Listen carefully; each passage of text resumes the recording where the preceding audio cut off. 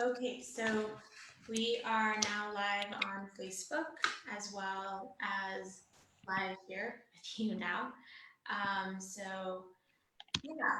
We'll give a couple more minutes for people to join, but I'll just start to kick us off.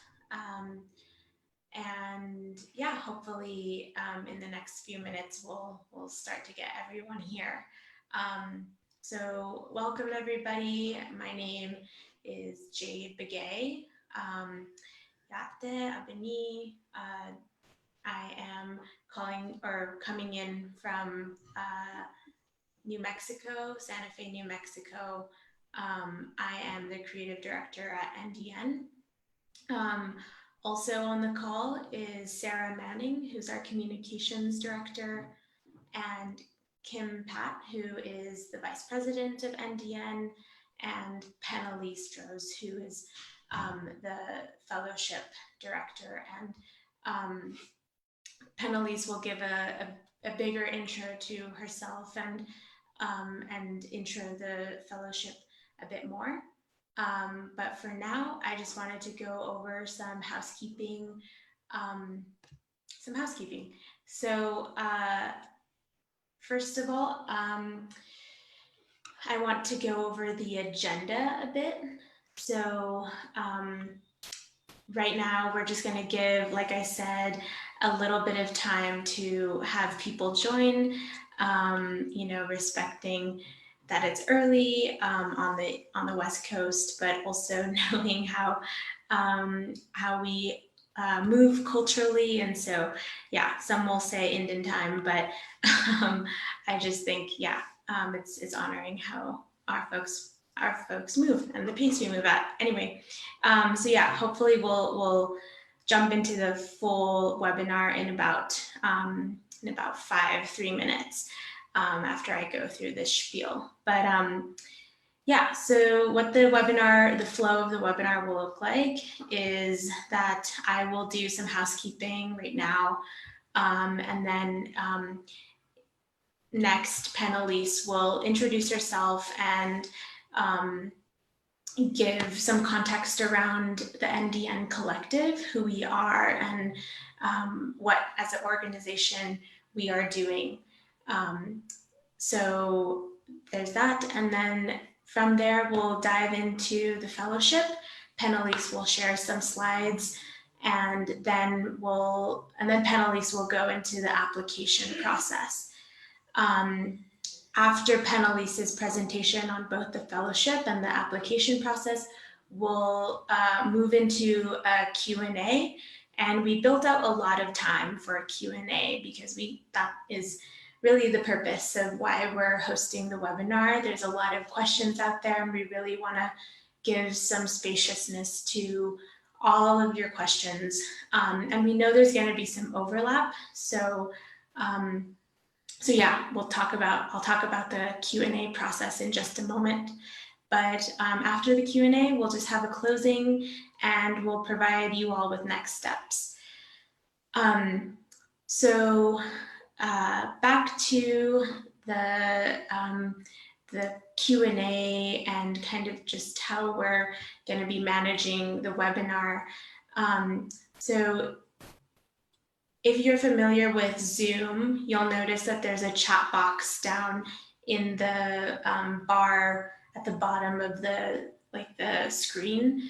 So the chat box, please utilize that for, any shout outs, or maybe you're having a technical difficulty. Sarah and I will be tracking the chat box for those types of comments or concerns. We would love if you all used the Q&A box for which is also at the bottom in the bottom bar of the Zoom screen. So use the Q&A box for questions specifically about the fellowship. Sarah and I will be tracking questions there and keeping note, and also compiling overlapping questions so that at the end, Penalized can, address them as a group and not individually, because like I said, I anticipate a lot of overlapping questions. So after Penalized is done with the presentation, we will move into the Q&A, and how that is going to go is that Sarah and I, like I said, will be tracking all the questions, and we're going to speak aloud the questions that come up, the top questions that are coming up. And then, so you'll be able to hear us say the question, and then Penalized will answer it. So that's kind of the format we're going in. And we'll be sending reminders of this process in the chat box because people are going to be joining at different intervals. So yeah, we'll just keep that reminder going, but we really appreciate filtering all questions regarding the fellowship into the Q&A box. Just for transparency purposes, this is being recorded, this webinar, and it's also live on Facebook. So please amplify that. Like I said earlier, we really want to spread the word about this fellowship. So go to the NDN Collective Facebook page and share out the webinar with your community, because we really want to get as many people aware of this fellowship as possible. So with the recording, we will send out that recording and a follow-up email to all that have registered. So if you just need to pay attention throughout the webinar and you don't want to be taking all your notes, feel free to do that. We want you to be present and here with the presentation, and there will be a recording so you can go back and listen. It'll also be posted on Facebook, so it's easy to access that way as well. And I think that's it for now. I will just hand it over now to Penalized to introduce herself and to talk a bit about the NDN Collective. And thanks for joining, everybody. We really appreciate you being here. Thank you so much, Jade. Thank you so much, Sarah, for putting this together and managing the back end of this webinar. I'm going to share my screen now. So all can see. And here we go. Nice. So welcome to this fellowship webinar. My name is Penalized Ani Minogishgad. My family is Anishinaabe from the region of the border area between Michigan and Ontario. I've got relatives on both sides of the border there. I'm the director of the fellowship program and prize here, coming to NDN Collective from Sustainable Nations. And it's a real honor to be working with NDN Collective and to be able to be a part of making this opportunity possible for our people. We are ready for it. I'm going to flip through the slide. Oops. Just a second, I have to fix a little issue. There we go. So the mission of the NDN Collective is to build the collective power of Indigenous peoples, communities, and nations to exercise our inherent right to self-determination, fostering a world that is built on a foundation of justice and equity for all people and the planet. Oh, Jane. There we go. Sorry, I'm having little glitches with systems.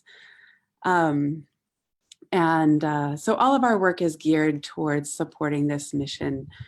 The NDN Collective came out of the Thunder Valley Community Development Corporation, which was organized to address inequity and climate change and advance sustainable and regenerative community development on the Pine Ridge Reservation.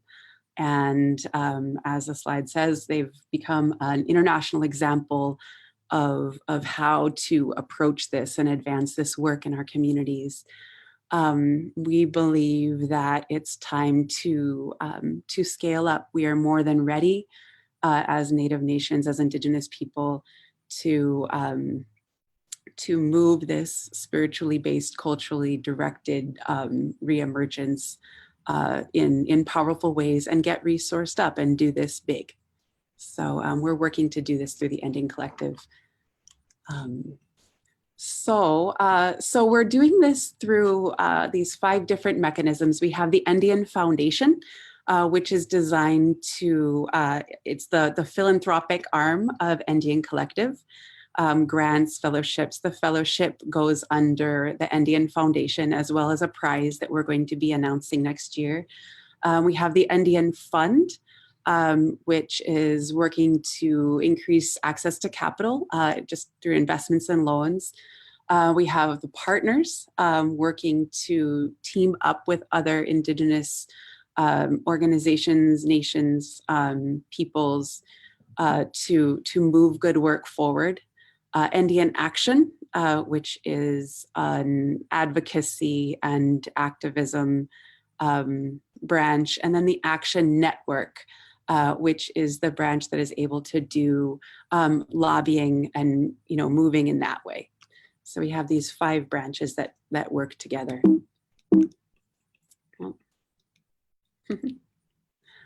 So like I said, the fellowship is under the NDN Foundation.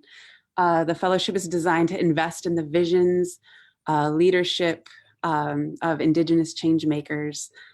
We believe strongly that we have the creativity, innovation, and determination to build healthy, resilient futures, defend our homelands and rights, develop model regenerative nations, and decolonize and heal our communities and families. It's a 12-month fellowship. It launches January 1st, 2020.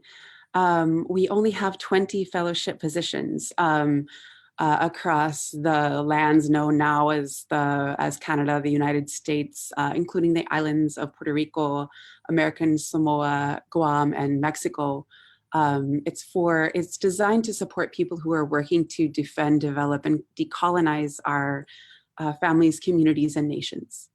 The fellowship is a flexible award of $75,000, and the flexibility is that $50,000 of that is for you to use as a living stipend. We want people to be able to devote themselves to their work and not have to do what many of us have done and continue to do, to struggle to figure out how to survive and pay bills as we are doing our really important work. And $25,000 of that $75,000 amount is to invest in a variety of different ways. It's going to look different for each fellow. Some fellows will need childcare. Some fellows will need a partner. Some fellows will need to pay their tuition. Every fellow is going to have a different purpose for that extra $25,000 to support their healing, their education, their skill building, their work. So that is the flexible portion. The components of this fellowship, the first component is developing a personal theory of change. Your vision and understanding, your theory of how change happens in the world and your place within it. How are you a change maker? The fellowship is designed to support your skills and education. What skills do you need to build? What education do you need to build that's going to catalyze your work? We are going to be asking folks to identify and take part in healing and well-being practices. This is something that we often overlook in our work. But in order to be healthy, and we need to be healthy and strong for our people, for our nations, for our families, if our work is going to be strong and impactful. We are going to be working with you to identify and support you working with mentors, finding mentors for you, supporting your relationship with mentors you already have, and asking you to participate in some leadership development programming. And we're going to be supporting fellows in building their networks, both within their communities and outside of your communities, so that you emerge from the fellowship year networked, supported, with family, with people that can really be there for you in your work. This is difficult work to do. So the application process, so the people who are responsible for selecting the candidates are regional selection boards. We've been working across the nations to identify 3 to 5 Indigenous people who are have integrity, who are humble people, and committed to their communities, that represent a diversity of nations throughout our regions. And they're the ones who are going to be determining the candidates. Step 1, which I think many of you guys have engaged with already, is the submitting of a letter of inquiry. The letter of inquiry at the end of this month, I'm going to be packaging up all of the letters of inquiry that we receive and sending them to their respective regional boards. The regional boards will get together to advance the top 4 candidates from their regions to complete a full application. Step 2 is the full application. It's going to be done in October. We're going to be asking you to create your fellowship plan, which is sort of the seed, outlining your theory of change, ideas and visions related to your healing and wellness, your education and skill building, your networking and mentorship. I'm going to be available during the full application process to assist. So a lot of folks have, what is the theory of change and how is it relevant? What does that even mean?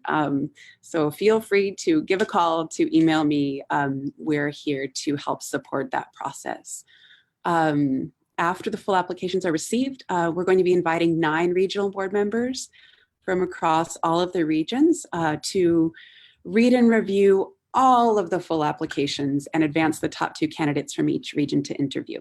The interview process will happen in November, and after the interview process, we will determine the final selected fellow before November 30th.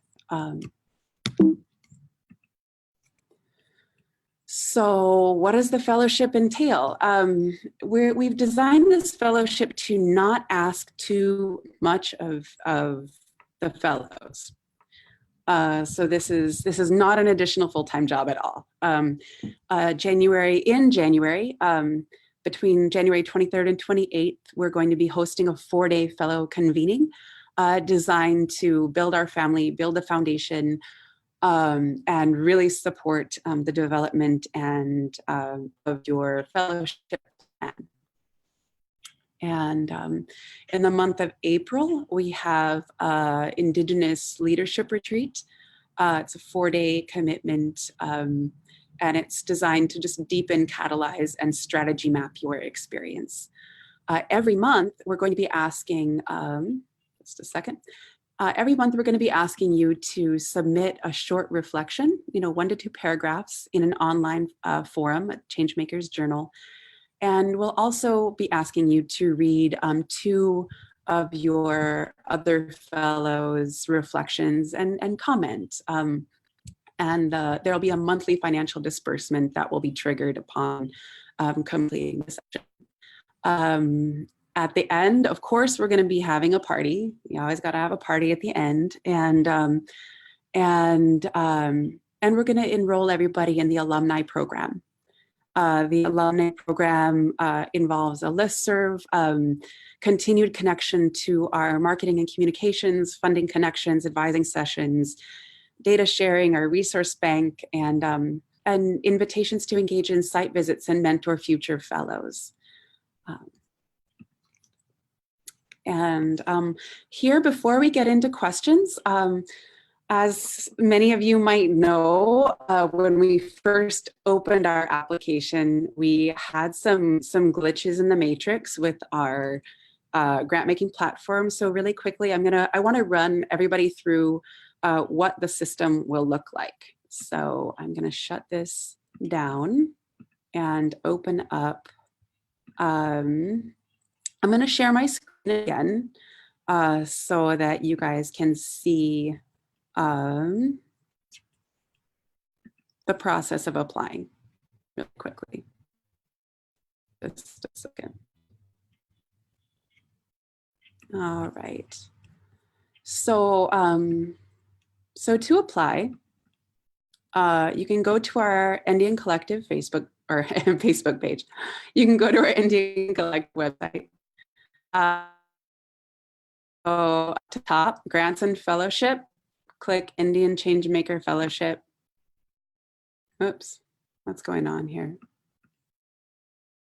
I think my internet's being slow. Here we go.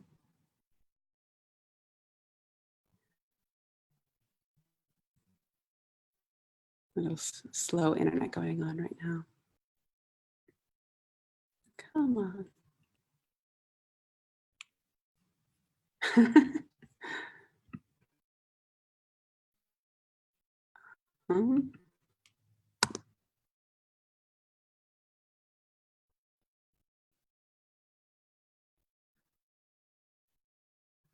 All right, there we go.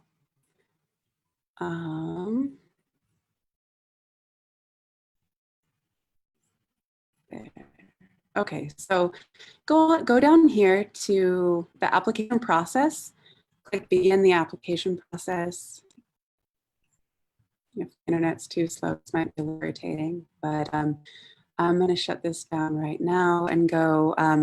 That is going to take you to this page. This is our Flux portal. So you're going to come to this section where it says new to the grants portal, scroll down, create an account, and in Changemaker Fellowship.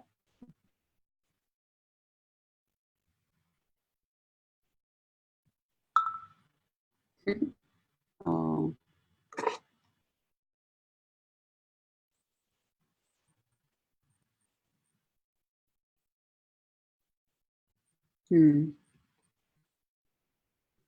I apologize, guys. I'm not in best.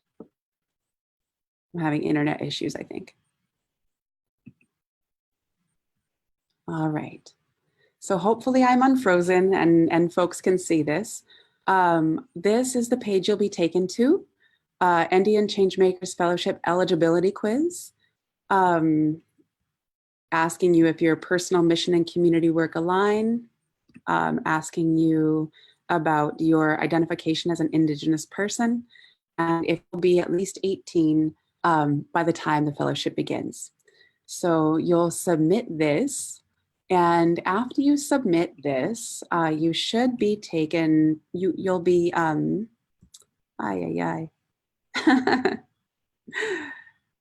you will be, well, shoot, I'm having a little bit of internet difficulty. You'll be taken to a portal where you'll be able to fill out your information. So it'll ask you your name, your address, your email address, and then you click register, and your that clicking register will generate you a email that's going to look like this. It's going to come from Andean Collective, do not reply, from Flux. I created a fake account for the purposes of this example.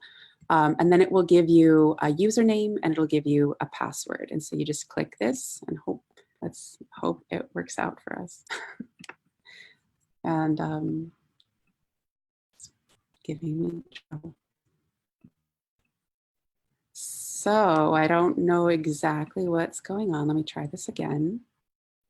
Jade and Sarah. Anyway, so hopefully you guys can see what's going on here. I might try to redo this one more time, but and it'll ask you to set up your password, and you'll be able to set your password here, and then it will take you to a letter of inquiry. Let me see if I can find. I wanted to show you guys the letter of inquiry with the letter of inquiry questions. So let me see if I can figure out how to chat you before opening up Q&A. Do I have time, Jade and Sarah, to look here? Oh, okay. All right. So because of the internet issues, I really apologize, folks. Please do know that I am available at Penalized at NDNcollective.org and also by phone to walk you through any glitches or challenges you have with our system.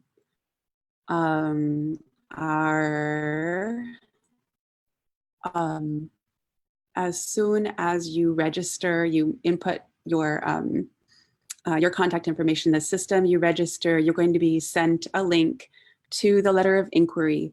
The letter of inquiry is designed to just ask questions and learn more about who you are. The one thing that I've been really encouraging folks to do is to just know to speak from your heart. So these are local Indigenous community members from your communities who are going to be reading this. We are not going, there are people that have been invited to be board members because they are kind, humble people. We are not going to be critiquing the college level of your writing. We're not going to be concerned about those things. Although if you would like some feedback, feel free to reach out to me. We are just interested in you and the work you're doing. So if you answer those questions from your heart and feel free, that is the best way to respond to those letter of inquiry questions. But again, feel free if you do want feedback, if you're having problems with the system, feel free to reach out. And I think I'm going to take one moment to see if this magically will work for me one more time. I'm going to do this really quick and see if it's going to work, and if it doesn't, we'll move right to questions.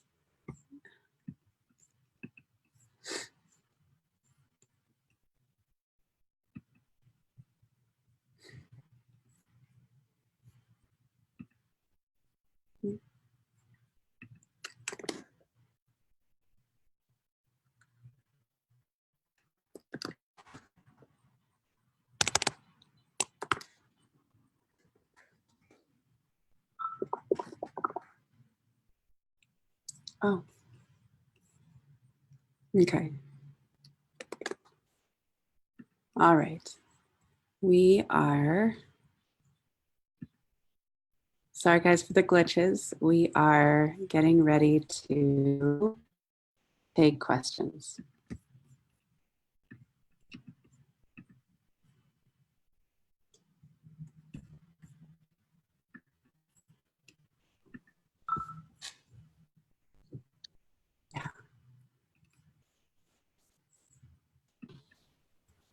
Hey everyone, this is Jade. All right. Oh, sorry, Penalized. I just wanted to get clarity on the process, just a process note. Did you want to go through that thing on Flux, or did you want to move to questions?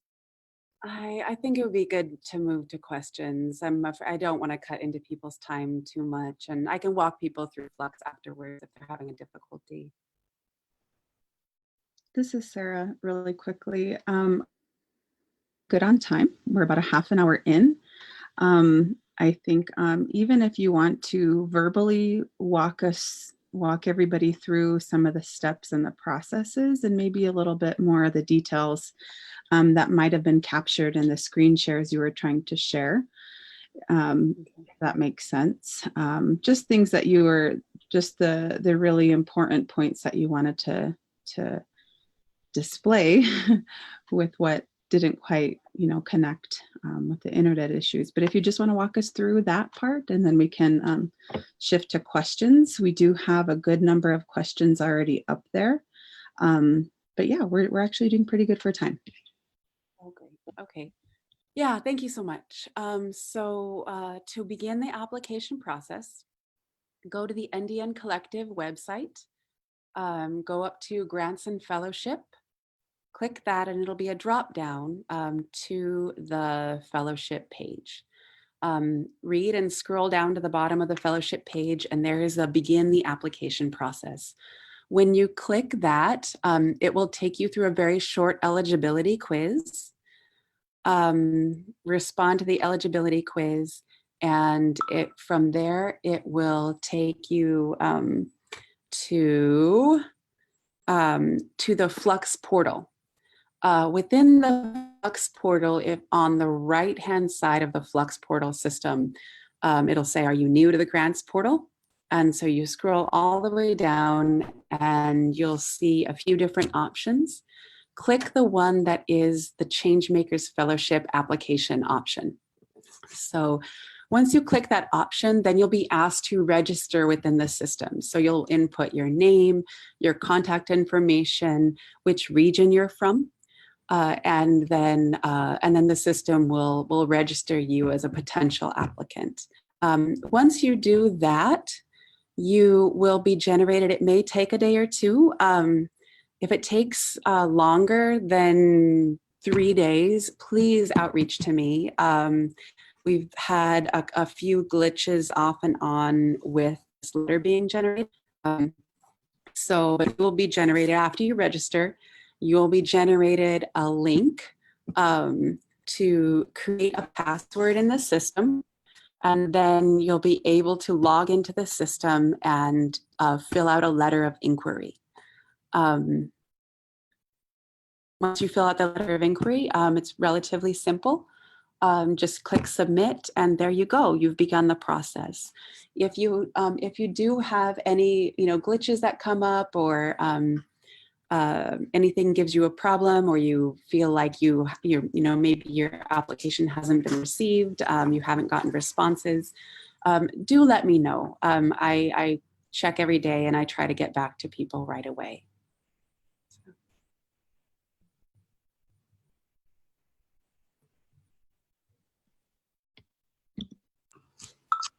Okay. Okay, so hey everyone, it's Jade Begay again. For those of you who are just joining or had some technical difficulties joining in the beginning and are just getting here, just a reminder of our process. We're now switching over to questions, interactive Q&A with all of you. So Sarah and I will be, we've been tracking all the questions in the Q&A box. Thank you everyone for filtering your fellowship specific questions into the Q&A box. At the top of the call or the webinar, I had just asked if people could, put their fellowship specific questions in the Q&A box and leave all other comments and concerns in the chat box. That just helps us stay organized and move efficiently. So now we're gonna get to your questions, and Sarah and I will read some of them out. like I mentioned also at the top of the call, there's going to be overlap. So if we didn't get to your specific question, hopefully someone else's will answer it. But I am seeing some similarities in the questions being asked.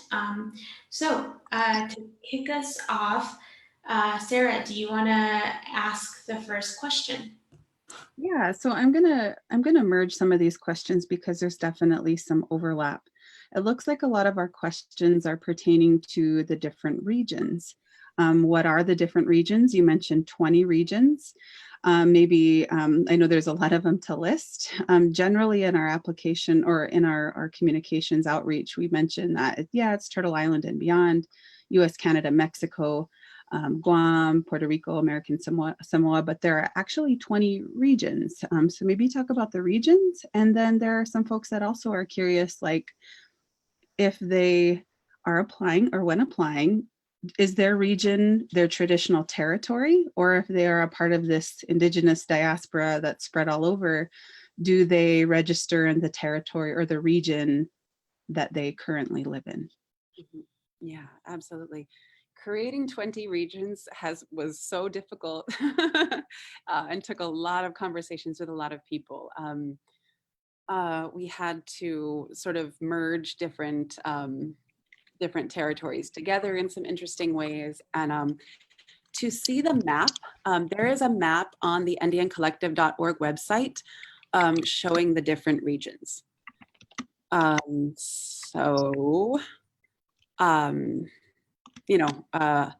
Alaska is its own region. The west coast of Canada is a region.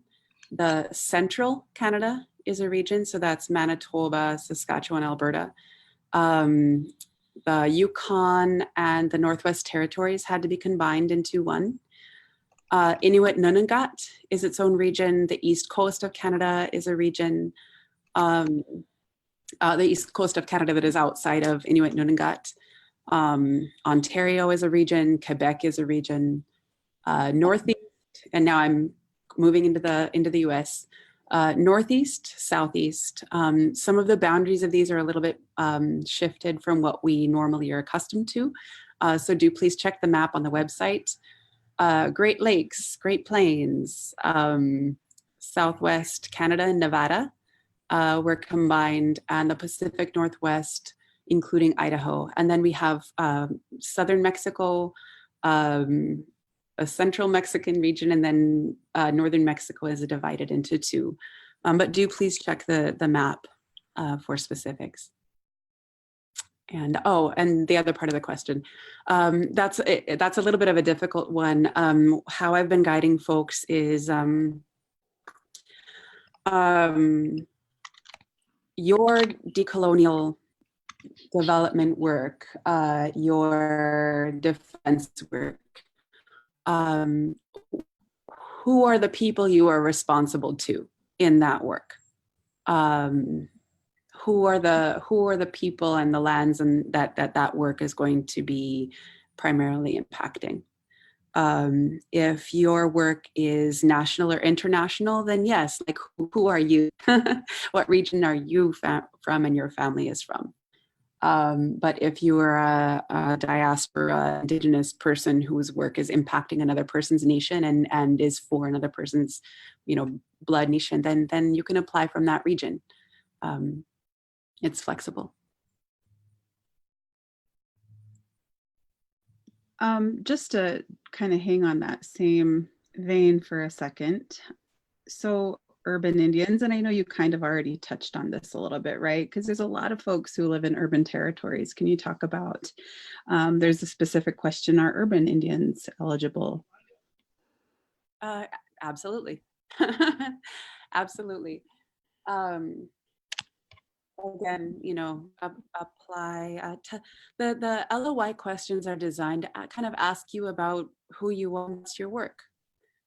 So sharing who you are and what your work is will allow us to see the full picture of why you might be a great candidate. And I think that, if you just look at yourself and ask what region should you apply from, you'll be able to determine that for yourself.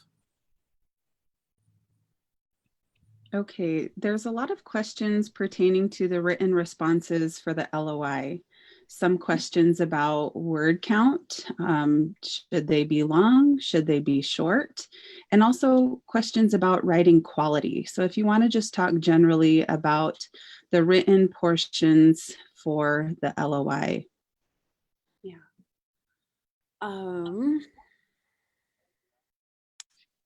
So there's no word count. We kind of went back and forth internally about that decision. We don't want to restrict folks. I provide a little bit of guidance though to help. If you feel like what you've written has answered the question in the best way you can, that will be a great word count. Some folks are really succinct. I have had responses to our LOI questions that are a paragraph. And that paragraph was a perfect response to the question. I also have responses to questions that are pretty extensive and that also respond to that question in the best way. So I know that might not be terribly helpful. So often we're accustomed to being given guidelines so that your application is not going to be judged on the length of your responses. And if you do want personal feedback, again, I am available for personal feedback. If you would like me to peek at your LOI and let you know. Again, I'm kind of in a privileged position of not being, I don't have a hand in who gets selected. So all of the applicants, I am your advocate, and I want all of you to succeed and do well. And so I get to be in that position of show me your LOI if you're struggling with it, if you're worried about it, send it along, and I'm happy to check it out for you. Along those lines, please don't, like I said before, please don't worry about writing quality. Do your best. We're looking at the content of the writing, not perfect grammar, not perfect spelling. That is the guidance that's been given to our regional board members. As we all know, some of the most amazing change makers in our communities aren't very good writers sometimes. That's not a big deal. So, but if you would, again, like me to take a peek at your responses, I'm more than happy to. My role is your assistant and your advocate in this process.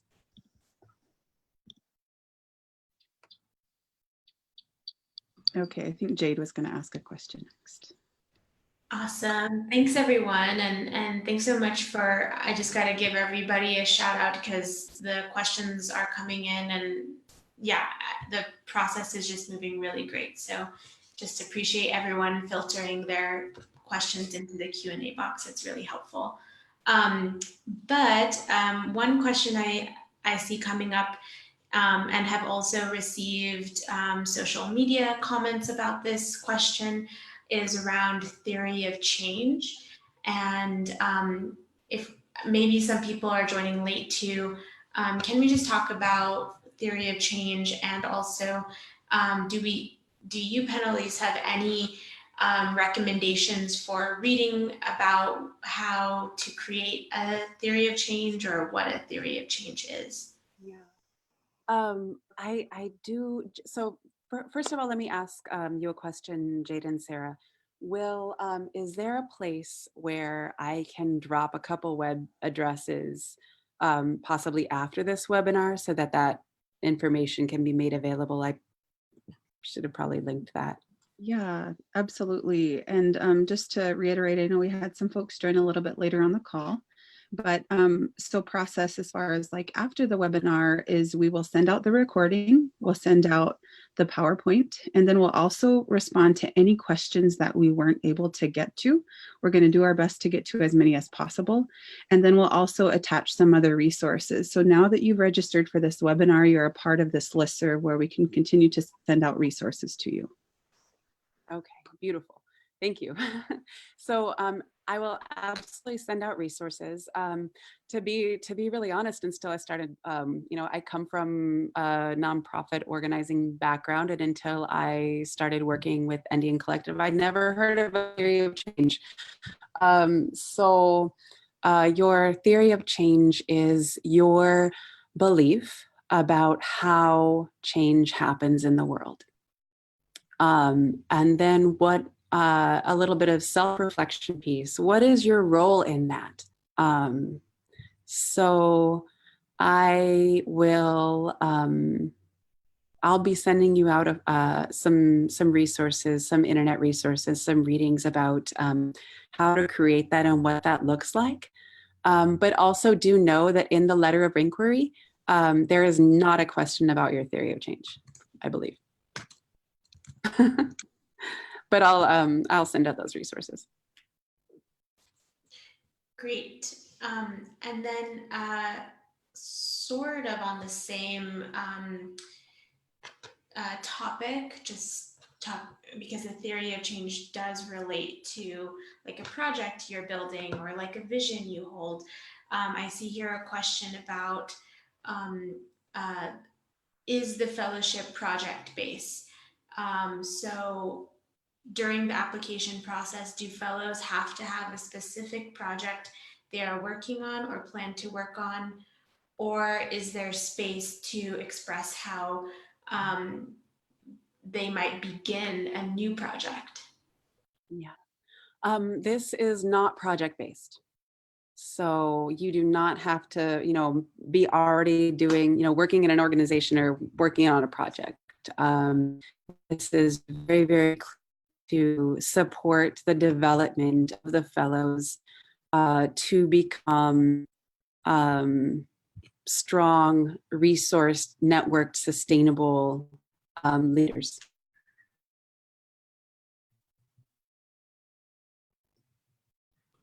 Thank you.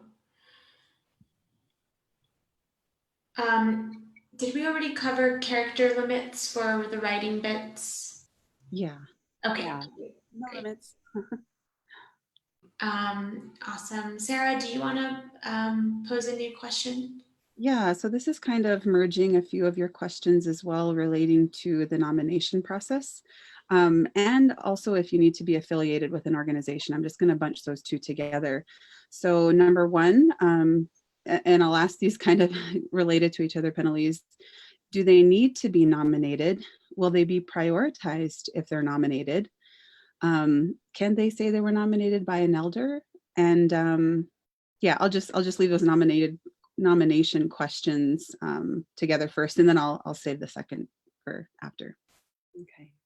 Yeah, absolutely. I think that next year we're going to shift nomination language actually, because it's been causing a lot of confusion. No, you absolutely do not have to be nominated. It is a completely open LOI. We have been asking our regional board members to keep an eye out in their communities and to encourage people who may not consider applying to apply if they think that they would be really stellar applicants. A lot of the times, folks are hesitant to outreach for this kind of support. A lot of the times our leaders are shy about these things and need some support and encouragement. And so we have been asking our regional board members to essentially be nominating board members and to support people in their application process. And that's the source of the nomination language. And there is a place in the LOI to say if you were nominated or not and by who, and absolutely it can be an elder, whoever encouraged you and supports you and is behind you in this process, absolutely, they can be listed. And no, it doesn't impact the it doesn't impact the decision-making process. If somebody nominated you, if we move down the line and we're in full application or interview mode, then your nominator, might be outreached to and by Andean Collective and be communicated with. But up until that point, it absolutely doesn't impact your standing. So, that may have been a mistake to include that language in our application process. Thanks, Penalized. So the next question I see popping up a bit, and I've also gotten this as well on social media, is are we including the Marina and Marshall Islands in the fellowship? Leadership? No. Yes. Yes. I kind of am in a position of having to ask for forgiveness sort of relatively often because this is the first year, this very ambitious outreach. So all US territories, it feels ridiculous to even say that. It's so, but yes, all US territories. That is one that I'm going to have to call a meeting on because that's I'm embarrassed. It's been, several things have been sort of overlooked and not discussed. But my assumption is yes, that's how we've been responding when people point out that things have been overlooked. And so. Awesome. And we can also make that clear in our follow-up emails and also adjust our marketing a bit just so that is more broadly understood. So yeah, spread the word, help us spread the word, guys. Like, you are all now informed and can help clear those things up. So we appreciate you sharing all of this on social media as well, and helping clear up these questions for our folks in our communities. And it takes a village, so appreciate you helping us with that work if and when you can. So the next question, I know it was lightly touched on earlier, but there are questions asked about if you are currently working with an organization, are there any limitations? Is the fellow able to use this fellowship to continue their work inside their organization, or do they have to be is there separation or limitations around how you use the fellowship with your work with an organization or a business? Yeah. That's a good question. It's the answer is a little bit complex. Yes, you absolutely can. If you're working within an organization, you do not have to quit or limit your work with the organization you are working within or with or for at all. We want the Changemaker resources to support you and your work and your development. There is a limitation, and that is that the $50,000 is a living stipend and is designed to be used in that way. The $25,000 is the flexible amount. And so one of the key pieces to this fellowship is that, and one of the reasons why we have 20 positions is because we are going to be working very closely with each one of you to address your particular circumstance. And so your use of funds and what that looks like is going to be different for each fellow.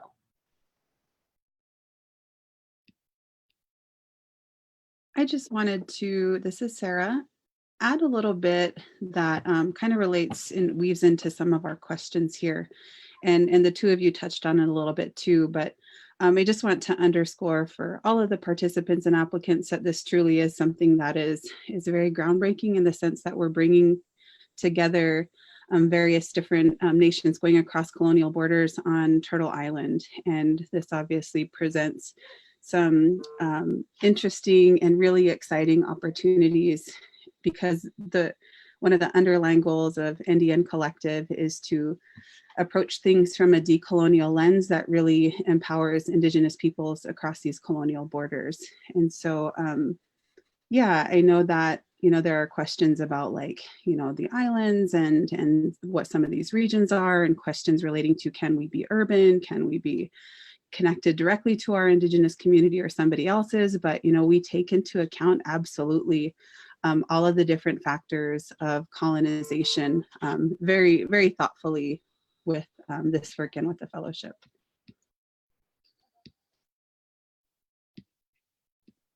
That being said, we'll go ahead and just pivot to our next question.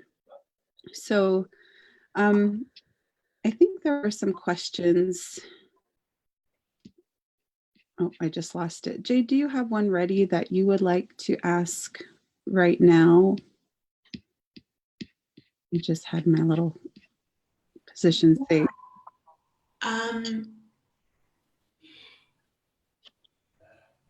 Yeah, so I saw a question about, sorry, I was responding to a question in the chat box. So trying to get to all of your questions, and thank you for everyone's patience with us. But how big can the vision be? I am not getting the exact language right because I lost the question, but are there limitations on the vision? Yeah, can you just speak to that, Penalized? No, that's actually a great question. Thank you for that, because no, and there's no vision too small as well. So one of the things that we were talking about when we were, thinking about like who could this fellowship be for? What kinds of, work and visions do we want to support with this fellowship? It can be a person that wants to devote their entire year to learning, to just studying their language. That's it. And I mean, saying that's it, that's so powerful, right? So it can be something very small and meaningful. Or it can be, I want to create a Indigenous eco village. Or like it can, it can be as big or as small as your heart wants it to be. Okay, I'll go ahead and go next. Okay. Sarah, just to sorry, before you go, just to tack on to that, I know that the application, and it's related to the question just asked, but in the description, it's fairly broad, it's fairly general, and it leaves a lot up into interpretation. But I see some questions like, does Indigenous midwifery, or there are some other examples, maybe projects that aren't necessarily like land-based, are those also included in, or are those also welcome, those types of visions or projects? Absolutely, hands down. Great. Sorry, Sarah, go ahead. No problem. So kind of relating to that, a question about like when we say decolonial Indigenous empowerment type of fellowship, are we limiting our selection of applicants to environmental issues and decolonial cultural issues? I know Jade kind of touched on this a little bit, but if you want to answer that more directly, what we mean very broadly when we say decolonial, Indigenous, empowering visions. Yeah. I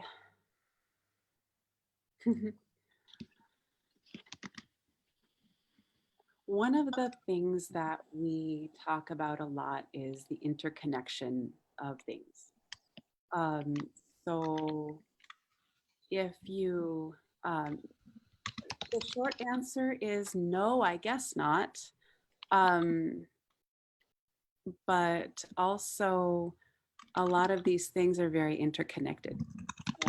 So things that you might not imagine initially being environmental or ecological, like learning your language, for example, might be deeply connected to caring for and connecting with and protecting the land and waters. So I guess not, but also consider the interconnection of things as well.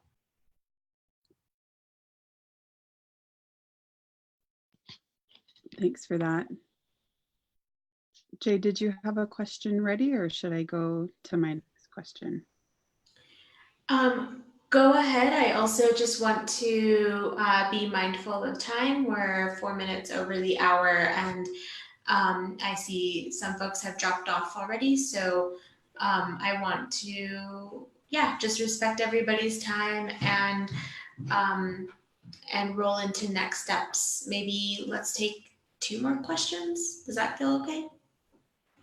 Yeah, so I just want to apologize to folks. I did make a mention in the chat box that we were going to stay on to answer some more questions, and we'll do our best to get through as many as possible. I did say that we had a little more time built in, but we'll try to move through quickly. And we have your names recorded, everybody who has asked these questions, and we'll do our best to, if we don't get to them, answer them directly to you or in a follow-up email.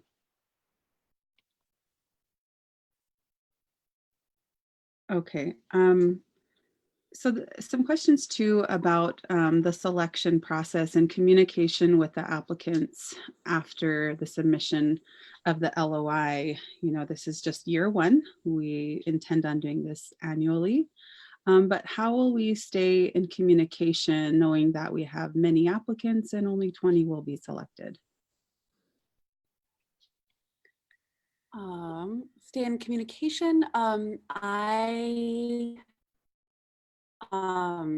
responsible for the communication. So if you do ever have any questions or want to reach out, my email is penalized@andeancollective.org. Just to be aware of the time frame, everybody will be notified if you will be selected or not to advance by the end of the first week in November. I'm giving us a little wiggle room here. By the end of the first week in November, no, by the end of the first week in October, everybody will know and be sent a letter as to whether they have been advanced or not. You'll be receiving that in your email that you use to register. Does that answer the question? Yeah, that works. And generally for folks to know too that we'll continue to follow up with you and keep you informed as the process unfolds. So here's a quick and easy one. Do you have to be affiliated with an organization? We talked about for folks that are affiliated with an organization, how they can continue their work, but do you need to be affiliated with an organization to apply? No, not at all. Okay.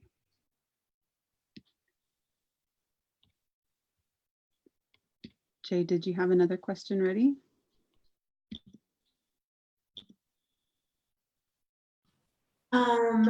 Sorry, I'm like on a roll with the chat box and kind of answering some of the questions more directly because yeah, there is just a lot of overlap, and I'm seeing that maybe folks may have joined later and didn't hear the first part.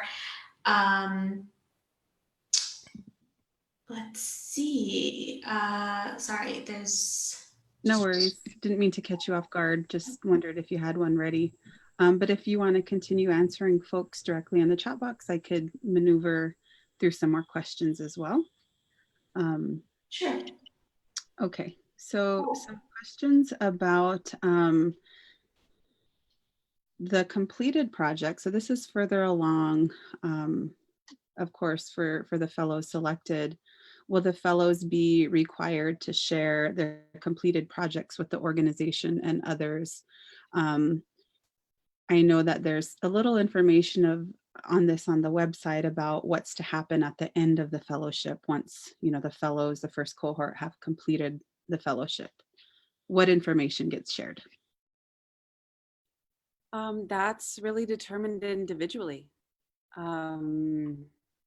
The process of your work in your fellowship will be shared with your cohort. We will be sharing with the public that you have been selected to be a fellow, and you know, whether you want your picture shared or not, we're going to be sharing who you are, and that you've earned the fellowship or you've received the fellowship. But the details of what in your work you want to share with the public will be determined by the fellow.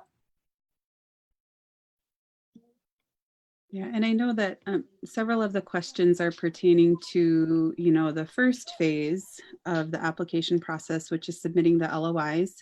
And then some of the questions are about later on down the line. One of them specifically relating to once, say, you're awarded with a fellowship, and it identifies very specifically that your award cannot be transferred to others. I'll go ahead and read this question. So, you know, as Penalized outlined, it's a $75,000 cash award for living expenses, and then also for you to invest in your fellowship work. And it's identified in the language that none of it is to be transferred. But here's a question, and this relates to engaging in community work where you're engaging elders and folks that you might want to offer a stipend or mileage for elders and community members as a part of the work that they do. Or provide mileage or lodging if you're engaging elders and community members. So that kind of complicates the issue a little bit more, but can you respond to that? Yeah, we should probably check our media and make sure that this is really made a distinction.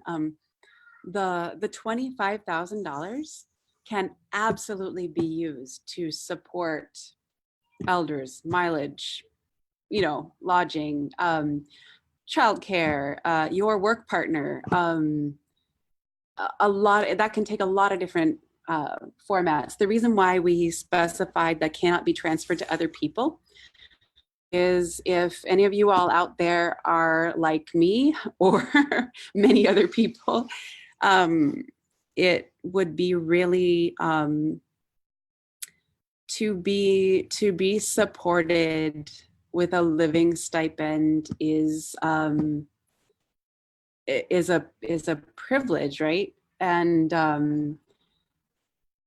I think it is in many of our natures to think, oh, well, I can pull it off on $15,000 and think about how many people I can support with that 50, you know.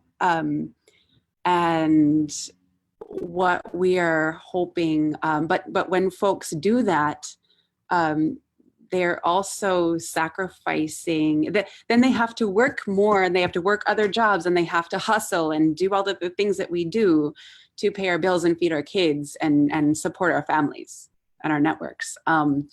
So what we are trying to do is to give people a significant living stipend so that they can stop and take a breath and deepen their work and deepen their healing, so that they can really build a strong foundation that then they can offer their work to their communities in a more powerful way, instead of always just this constant self-sacrifice and hustling 3 jobs that we do. So that's the $50,000 is to be non-transferable. The $25,000 can be used to support our networks and our work. Awesome. Thank you, Penalized. So one last question, and then we're going to have to wrap up. Again, just wanting to honor everybody's time. So last question is, here we go. Okay. So one potential applicant is moving abroad at the end of the year, and they're wondering if this would affect their application. So they're moving out of the US to Europe, which is not a region in the that we've listed. So if you are not living in any of the regions, does that affect your application? No, if your leadership and your work is serving Indigenous communities in the regions listed, regardless of where you may or may not have to live at the time, then you are eligible.